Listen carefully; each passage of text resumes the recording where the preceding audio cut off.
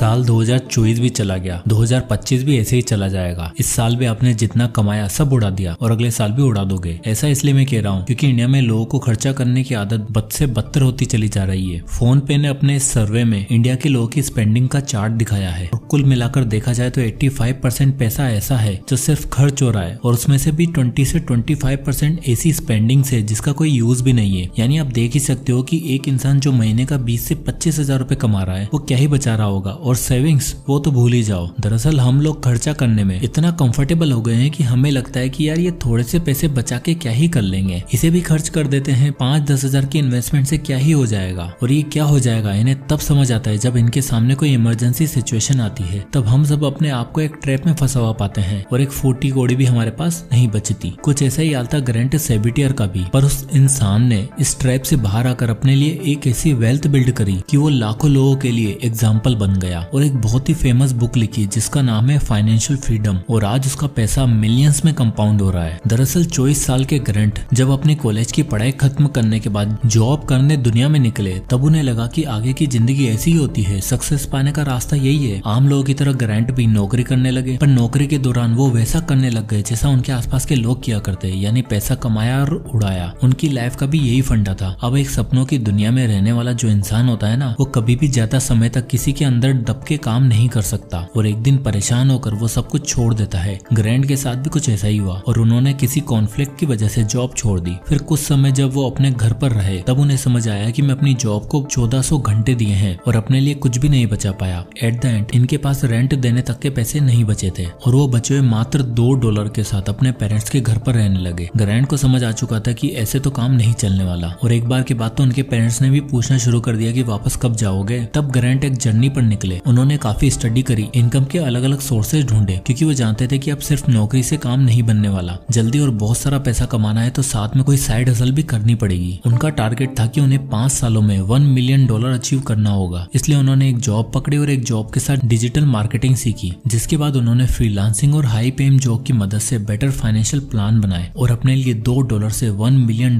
तक का सफर तय कर लिया। और आज उनकी यही वेल्थ मिलियंस में कंपाउंड हो रही है, क्योंकि ग्रैंट कहते हैं फाइनेंशियल फ्रीडम और पैसा कमाना एक आर्ट है, एक गेम है जिसके कुछ स्टेप्स होते हैं, और जिसने वो 5 स्टेप्स अचीव कर लिए फिर आखिरी राउंड में आकर वो फाइनल बॉस बन जाता है। तो चलिए एक एक करके इन सारे स्टेप्स को जानते हैं। स्टेप नंबर 1, अपना विजन बनाओ। क्या आपके साथ भी कभी ऐसा हुआ है कि आपने कहीं घूमने फिरने का प्लान बनाया और पता ही नहीं कि उस जगह पर जाना कहाँ है, कैसे रहना है, क्या करना है? बिल्कुल नहीं। इनफैक्ट हम लोग 1 महीने पहले से प्लान करना शुरू कर देते हैं कि होटल कौन सा रहेगा, आने जाने की टिकट कैसी रहेगी, कहाँ कहाँ घूमना है और ट्रेवल का बजट कितना होगा। यानी हर समय हम फ्यूचर के बारे में सोचते हैं, पर जहाँ बात आती है फाइनेंस की और उसे मैनेज करने की, तो हमारे पास कोई फ्यूचर प्लान ही नहीं होता। इस समय जितने लोग ये वीडियो देख रहे होंगे अपने बैंक अकाउंट में भर भर कर पैसा सेव कर रहे होंगे, लेकिन उन्हें पता ही नहीं कि इन पैसों का क्या करना है। टाइम्स ऑफ इंडिया की ये रिपोर्ट बताती है कि पहले तो मोस्ट इंडियंस कुछ सेव नहीं करते। 50% लोग केवल 0 से 20% पैसा ही बचा पाते हैं। 20% लोग सिर्फ 20 से 30% पैसा सेव करते हैं और उसे भी FDs, PF और अलग अलग बैंकिंग प्रोडक्ट में इन्वेस्ट कर देते हैं। यानी बिना किसी विजन के पैसा कमाया जा रहा है और खर्च भी किया जा रहा है, और उसे ऐसी जगह इन्वेस्ट किया जा रहा है जहाँ उस पैसे की वैल्यू बढ़ने की जगह घटने वाली है। देखो, पेचेक टू पेचेक जीने वाली लाइफस्टाइल अगर आज से 5 साल तक कंटिन्यू कर ली तो लाइफ में आप हमेशा पहले स्टेप पर ही अटके रहोगे। इसलिए एक दिन बैठकर अपने खर्चों का हिसाब किताब लगाओ और एक विजन सेट करो कि आपको क्या चाहिए। अपने आप को एक नंबर का विजन दो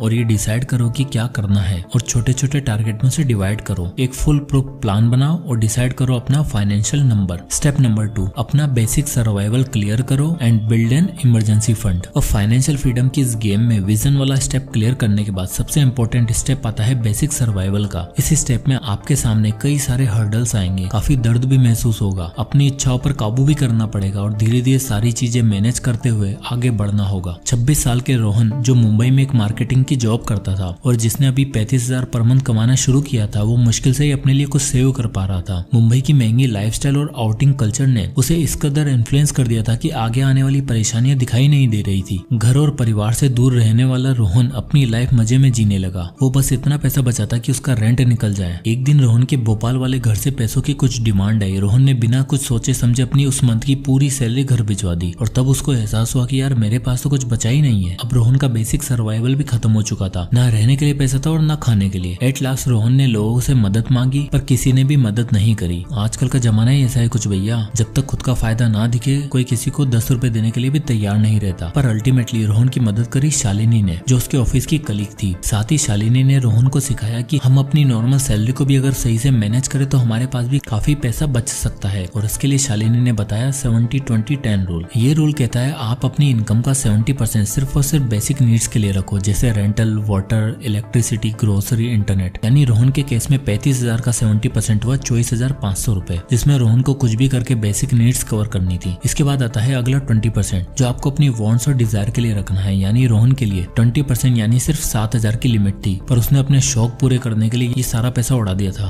एंड एट लास्ट 10% हमेशा सेव करो और उसे सबसे पहले बनाओ एक सेफ्टी नेट और इमरजेंसी फंड। ये सेफ्टी फंड वो पैसा है जो आपको इमरजेंसी सिचुएशन में काम आएगा और कुछ न करने के बावजूद भी आपके पास एटलीस्ट 3 से 6 महीने का लिविंग एक्सपेंसेस मौजूद हो। हम अपने बच्चों की हेल्थ, एजुकेशन और शादियों के लिए तो काफी अच्छे से प्लान करते हैं, पर हमारे क्राइसिस मैनेजमेंट एकदम बिल्कुल खराब है। मुकेश के साथ भी कुछ ऐसा ही हुआ। 32 साल का मुकेश 11 साल एमएनसी में काम करने के बाद साल 2021 में मास ले ऑफ के कारण अपनी नौकरी गवा देता है। अपनी फैमिली के साथ लेके चलने वाला मुकेश अब नौकरी की तलाश में निकल पड़ता है, पर उसे कहीं भी नौकरी नहीं मिल रही होती। थोड़ी बहुत सेविंग से घर चल रहा होता है कि तभी मुकेश की माताजी की तबीयत खराब हो जाती है और उनके इलाज के लिए ऑक्सीजन सिलेंडर चाहिए था। हॉस्पिटल के बिल्स ने ऑलरेडी मुकेश का सब कुछ खत्म कर दिया था और अब इतने महंगे ऑक्सीजन सिलेंडर खरीदना उसके लिए नामुमकिन सा हो गया था। इसलिए उसने दोस्तों से, रिश्तेदारों से लोन मांगा और खुद कर्जे में डूबकर भी अपनी माताजी की जान नहीं बचा पाया। अब आलम यह था कि मुकेश के पास ना तो माताजी थी और ना ही उसकी नौकरी और ना ही घर चलाने के लिए पैसा। इसलिए ग्रैंड कहते हैं कि आपके पास एटलीस्ट 3 से 6 महीने का सेफ्टी नेट होना चाहिए। यानी अगर आपके महीने का खर्चा 30,000 है तो आपको कैसे भी करके 30,000 मल्टीप्लाई बाय 6 यानी कि 1,80,000 रुपए आपके पास होना ही चाहिए, जिससे आप इमरजेंसी सिचुएशन से निपट सको और आपको कम से कम इस बात की चिंता ना होगी यार घर कैसे चलेगा। इसलिए पैसा आते ही धीरे धीरे करके 6 महीने का एक्सपेंसेस जोड़ना शुरू कर दो और इसे किसी ऐसे अकाउंट में रखो जहां से आप इसे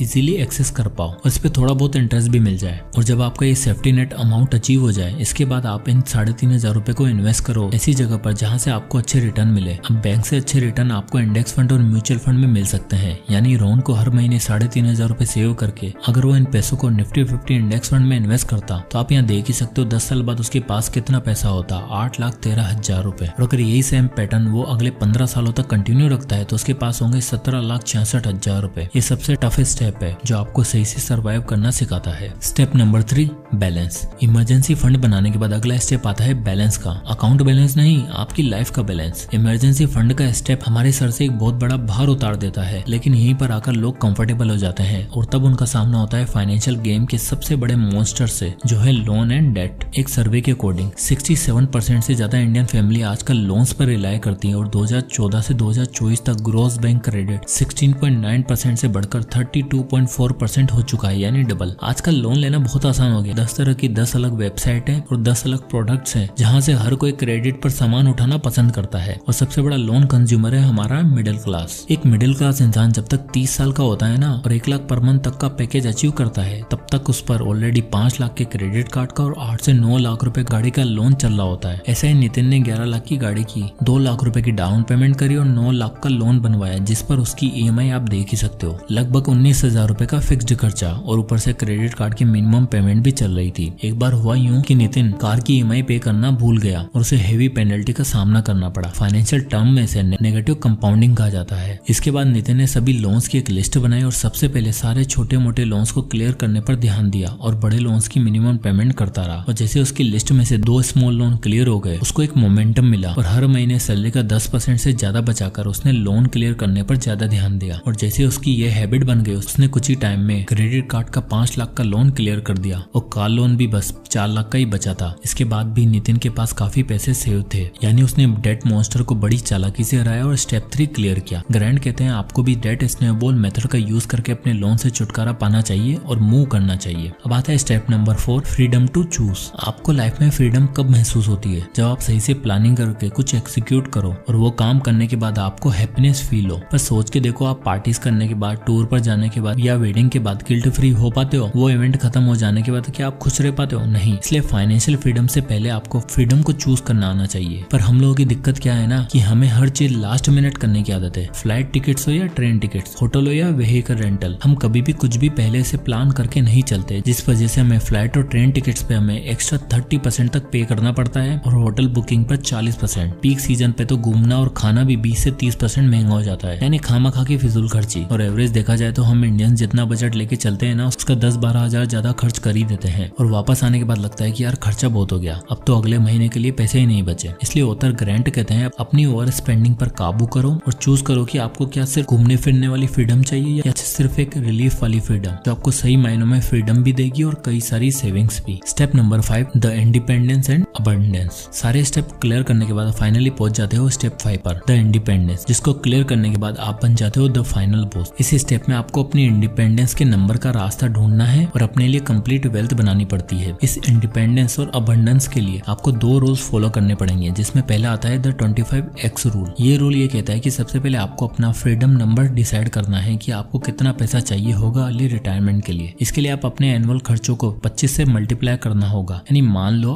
आपके महीने का खर्चा है 50,000 रुपए, तो साल का हुआ 6 लाख रुपए, और अब इस 6 लाख को आप 25 से मल्टीप्लाई करोगे तो आएगा 1.5 करोड़, यानी आपका रिटायरमेंट अमाउंट है 1.5 करोड़। अब इस 1.5 करोड़ का अचीव करने के लिए आपको 2 इनकम सोर्स चाहिए होंगे और महीने का 30,000 रुपए SIP के थ्रू इंडेक्स फंड में इन्वेस्ट करना होगा और उस SIP को हर साल 10% से इंक्रीज भी करना होगा। ऐसा करने से आप यहाँ देख ही सकते हो मात्र 12 सालों के अंदर 12% के हिसाब से आपके पास होंगे 1.5 करोड़, जो आपका ड्रीम अमाउंट है। और यहाँ आकर आप फाइनेंशियली इंडिपेंडेंट बन सकते हो। और जो आपने SIP के थ्रू 1.5 करोड़ अर्न किए ना, उसको अबंडेंस में बदलने के लिए आपको यूज करना होगा सेकंड रूल को, and that is the 4% withdrawal rule with SWP। ये रूल कहता है आपको अपने कॉर्पस को SWP में लगाकर उसमें से हर साल 4% विड्रॉल करना है, यानी कि 1.5 करोड़ का 4% होगा 6 लाख रुपए, यानी 50,000 रुपए महीना। और सिस्टमेटिक विड्रॉल प्लान में इन्वेस्ट करने की वजह से हर महीने आपको 50,000 भी अगर आप निकालते हो तो आप देख ही सकते हो उसके बाद भी आपके पास 3.5 करोड़ रुपए एक्स्ट्रा बचेंगे और आपका ये अमाउंट विड्रॉल करने के बावजूद भी स्टिल बढ़ता ही रहेगा। और 50,000 तो छोड़ो, अगर आप इस वेल्थ में से महीने का 1 लाख रुपए भी विड्रॉ करते हो तो आपकी वेल्थ हमेशा बढ़ती ही रहेगी। जैसे कि अगर आप 30 साल तक 1 लाख रुपए हर महीने निकालते भी रहते हो तो आपकी फाइनल वैल्यू 14 करोड़ 41 लाख रुपए रहेगी। यही है प्रॉपर अबंडेंस, पैसा ही पैसा। यानी ऑथर ग्रांट सेबिटियर के अकॉर्डिंग जिस इंसान ने अपने करियर के अर्ली स्टेज में इन 5 स्टेप्स को जान लिया और इसे स्ट्रिक्टली फॉलो कर लिया, मात्र 12 से 15 साल के अंदर आप अपना रिटायरमेंट ले सकते हो और अपने लिए इतना पैसा बना सकते हो जो टाइम के साथ कंपाउंड होता चला जाएगा और आपको ट्रू सेंस में फाइनेंशियली फ्री बना देगा। जय हिंद।